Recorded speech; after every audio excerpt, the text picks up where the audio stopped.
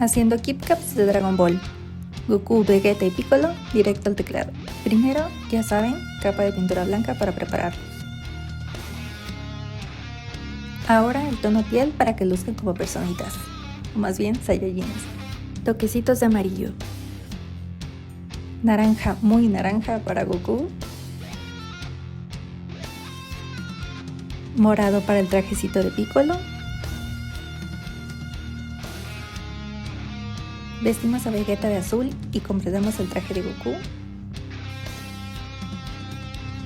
Verde brócoli para Piccolo. Ajustando detalles con la misma concentración que toma hacer un Kamehameha. Olvidé grabar la capa de spray protector, pero la tienen, claro que sí.